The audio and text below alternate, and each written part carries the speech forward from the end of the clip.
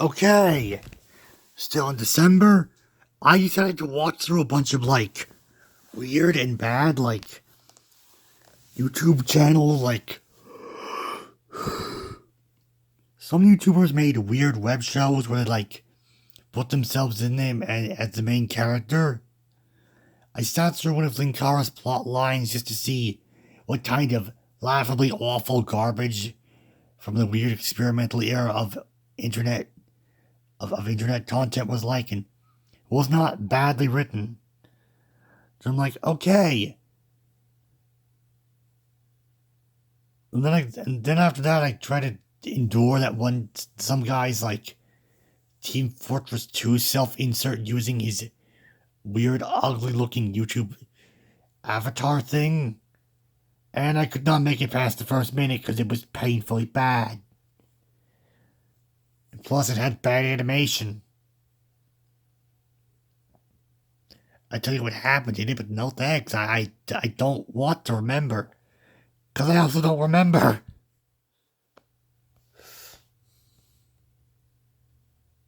Then Nathaniel Bandy made one or something.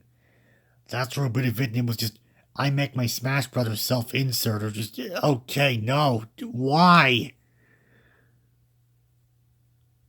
They kind of share things in common with self-insert fanfictions.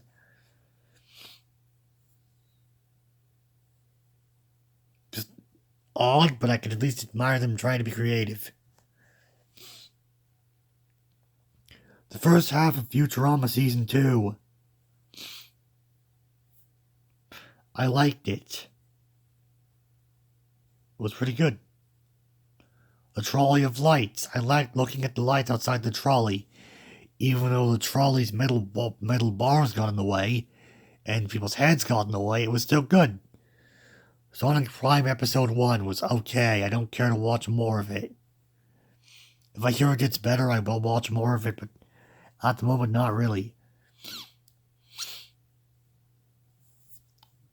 I've already brought this one up.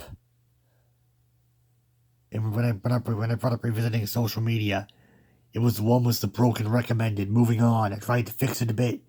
Slightly succeeded, it's still broken, so I deleted the thing. Was on most of the others. I made a Tumblr as a joke. Entirely dedicated to one of my stupid OCs I made.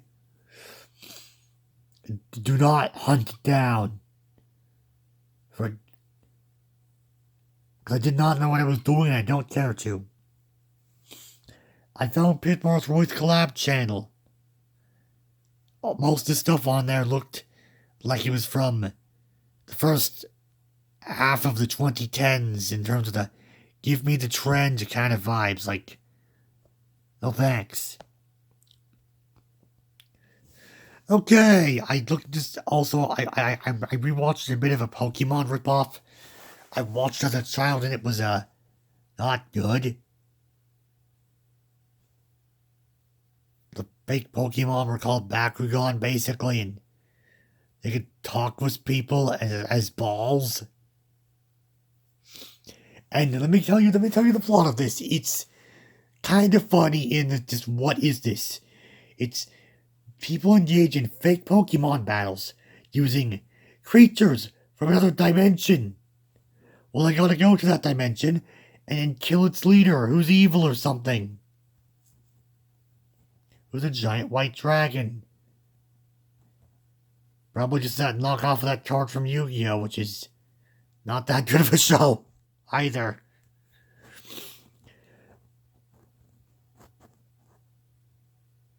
And, oh yeah, also, they have to throw out cards to then slow down time and alter how part of an enter a plane similar to that dimension to make the Bakugan become giant metallic creatures to fight each other in weird Pokemon battles to determine the fate of two universes. I'm sorry, that is actually hilarious. Hilariously absurd. It's so dark it plays off as a comedy, it's so ridiculous. It's just kind of funny. Then Christmas happened. We colored Christmas cookies. I opened presents. I got an air fryer. I got Mario Mario and Rabbids, A Spark of Hope, and the Crash Bandicoot trilogy. And an air fryer. And some Amazon money I'm saving for a bit later. I also watched A Christmas Story. I thought it was alright. Like, as an account of some guys, as a fictionalized version of someone else's life. It's pretty decent. As a story in a movie, it's kind of eh. I'd say it was not bad, but I don't have a desire to rewatch it. I finished up regular show season 2 as well. The episodes, mainly the episodes I have not seen at all. They were pretty good. Puss in Boots: The Last Wish. I liked it. Overall, I enjoyed the movie.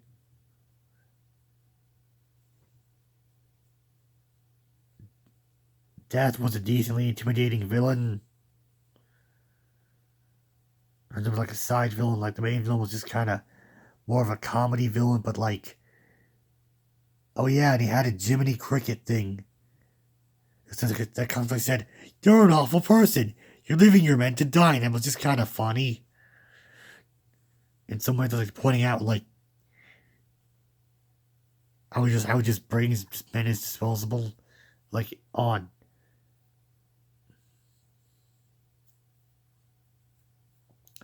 I then played through Mario and Rabbids World 1, the World 1 of the first game all the way, before going to the second game.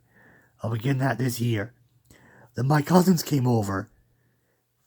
We talked a bit, messed around. I saw the end of the first Harry Potter. Still gonna see the rest of the movie though. We browsed the Villains Wiki, played Plague Inc., named the Plague, after 2 villains we found. Off of random categories. One of them played through all the Blue and Sour Defense games. We had breakfast. We also had pizza for dinner. Then we also tried to go through one of my Mario Maker Super Worlds, and it was like amazingly funny. Like, World 2 had a bunch of unfair, ridiculous platforming in it. But we barely made it past. It was like unfair stuff. The multiplayer was hindering, but it was just fun in like a crazy kind of way. World 3 was in space and was mostly swimming. Doors were kind of annoying for us. We did 2 player, 3 player, and 4 player. World 4 was just falling. World 5 was running around in various settings, and there was an annoying fight against a lava viper. And then a weird bully fight that got tedious and annoying. We died to it multiple times. We died to Wendy with the shurikens that she threw. I think that's what that character was. I don't know, like, it was pretty weird. Okay, World 6 was...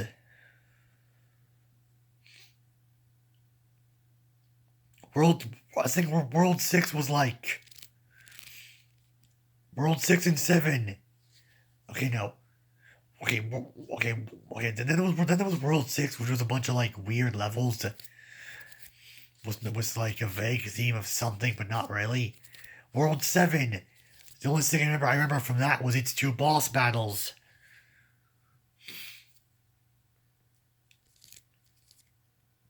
Where it was like this castle was rising lava, was brutally hard level design. We could not survive. We eventually made it to an area with springs and Kamek. In that area, we struggled to make it to Bowser, and when we made it to Bowser, one of us who was alive kept dying in lava. Bowser eventually just spontaneously died for no reason. We're like, yes, we did it! Yeah! And then, guess what happened? If you guessed The next level was just the same thing at the end, but was even more annoying level design when you had to get a mushroom, keep it, and damage boost. It was water instead of lava and different stuff. And then, I don't know. Then it was like the same spring location again. And we laughed hard at it. Then we defeated that Bowser in the same fight again for real. Then we got to World 8, where we went through Bowser's castle, defeated him. Then there was a level where just things were randomly placed. And it was like way too easy. Then we had to fall onto a platform, but we couldn't see anything at all. And it was annoying because we had to hit the on-off switch. And then the multiplayer kept killing us in a lot of these things. We had to hit the on-off switch, then fall into a pipe that we couldn't find. We eventually won, and it was so satisfying. Then we got to the final boss. There was just a bunch of blocks with lava bubbles in it, meant to represent the final boss of Bashy blocks. And a boom boom in its head. Then we beat the level and we were done. Then we played some more Plague Inc. Then we had the pizza.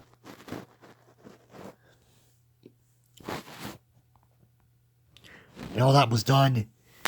So after that, I began watching through the Spider-Man 90s cartoon and Neogenic Nightmare story arc, which was pretty good. I liked it. It was actually good, unlike Sins of the Father, which sucked. After that, I watched the first 2 episodes of the 2012 Teenage Mutant Ninja Turtles cartoon, and overall, I liked it. That was the last thing I watched in 2022. And the Neogenic Nightmare story arc set up Spider-Man losing his powers. He then had to fight Morbius. Except, then he mutated into a man-spider. Slowly, and then he had to be stopped by some of his enemies and allies. And then he got cured. Then he finished fighting Morbius. And then Connors discovered the Tablet of Time, and I thought it was going to be about Connors having his research shut down and going to illegal means, and Spider-Man having to stop him or something. But no, it was like everyone after the Tablet of Time. Eventually, some guy called Toombs takes it and makes technology based on it, as well as a flight suit, becomes the Vulture, steals people's youth, steals Spider-Man's youth. Then the neogenic labs are destroyed, and the Vulture is defeated and given the Spider-Man's disease. I don't know if he comes back. If he ever comes back, he'll come back in Partners in Danger, which is the season 4 story arc. Overall, my thoughts on it is that it was good. Now the 2012 Teenage Mutant Ninja Turtles first 2 episodes, it showed promise. It was good, but it also showed promise. The writing was pretty decent, but some parts were a bit cringy. Overall, I'd say it was good. Okay, now to the dumb filler stuff that's true in after it. Like the worst fan fictions I've seen this year. Oh yeah, I found a bunch of weird fan fictions dedicated to torturing Spyro in some way. I don't know why. One of them, Cinder died, and one of them, Spyro gets trapped in the Wings of Fire book series because, I don't know, they both have dragons, and the author also gave Spyro amnesia. It was just stupid, basically. New stupid fanfic. And then there was a bunch of Spyro fanfictions where Spyro gets tortured. Or it's like, oh no, Spyro's being tortured through the environment, the characters, someone actually torturing him, realizing his friends and family are dead and he's trapped in the future. Just stupid stuff like that. Oh no, he's being tortured by a dark rendition of My Little Pony. That's a real one as well. Why is it real? I don't know. Oh yeah, some of these I came across because I looked into bad Wings of Fire fan fiction after that weird research thing. Surprisingly, all the fandom did was just write average bleh. Because typically a fandom will latch onto a certain thing and ram it into the ground, which is somehow not the darkness of it all, which was actually kind of surprising. And then someone wrote an intentionally bad fan fiction which combined that with Sonic, and but they just wrote everyone as out of character as possible. It sucked. Someone decided to put Kirby into there as well, using Marx as the catalyst, and it was just, again, why? Who wants this? I don't. No one does. The weird Spyro and real hospital stuff, I already covered that. It's like dumb, mostly unfinished. And when it goes further, it just gets really weird. It goes on about like an evil dictator man who had bad intent. Where a wingless Spyro fought him. It was stupid and weird, okay? That one guy's bad Team Fortress 2 self-insert. I'd tell you about it, but I'd actually have to sit through the whole thing. Which is 10 minutes, and I can barely do a single minute. No. Some weirdo wrote a summary of those weird dark dragon books. But everything's now a stand user from JoJo. Why would you put that idea to any kind of paper? That's more just another strange crossover that shouldn't. Fanfiction is just so stupid it shouldn't exist. Kind of weird.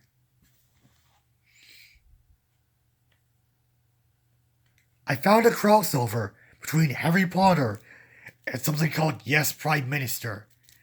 And it's about as dysfunctional as the last one, as in, why would you make this? Please stop. These don't have relation to each other. Go away. Stop making these. Oh yeah, I found some fanfic that claimed to be a Rick and Morty crossover with something, but it was just someone's self-insert. Okay, we're supposed to have seen this year. Poochie and Cars just wanted to take over the world. Poochie, he had improper motivation. He felt kind of sympathetic. Dio, he felt like this strange kind of evil cult leader. With people having an unnatural amount of devotion to him. It felt kind of creepy almost. With his like odd ability and all that. Like,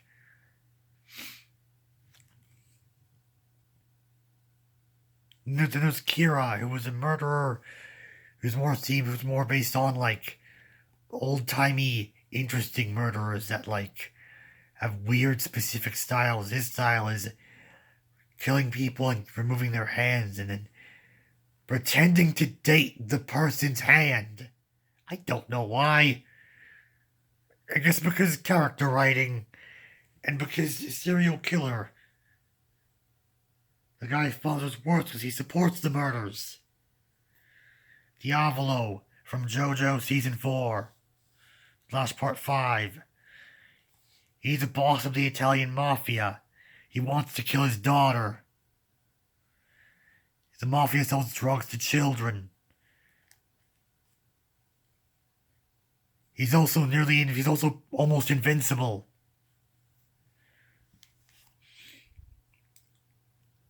Then I also had to look up the names of those two villains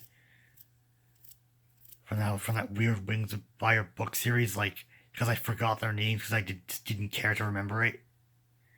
So apparently the Psycho Prophecy guy is called Morrow Seer, and is that even a word? It's just letters you threw together. I've already discussed him. The weird murdery arena person is called Queen Scarlet. I've already talked about them, so I'm not bringing them up again. I want to forget they exist. Just because I don't care to have this in my brain. Okay, Mother Goat. The weird, creepy thing that Anasui had to fight in the first story arc of JoJo Season 5 in its third batch of episodes. It felt like creepy and relentless. Then there's Alessi from JoJo Season 2 Stardust Crusaders. The person who DH'd Polnareff. They're up there because they hate children and like to torture them, specifically only children. Which, no, Angelo. From the beginning of JoJo Part 4/Season 3. I'm not telling you what he did, because that goes beyond dark in the why kind of way and into the dark in the I'm not bringing this up kind of way. Watch episode 2 if you want this question answered. Episode 2 of the Diamond is Unbreakable story arc, to be specific.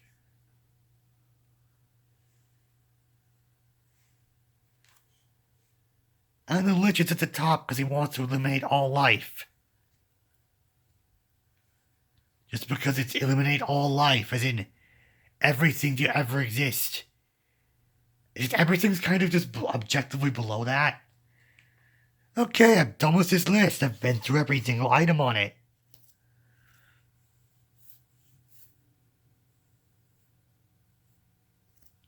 Overall, I'm not making the next one this big. This is too long. Who's gonna watch this? That's right, no one. See you next year. Even though it's already next year, oh well.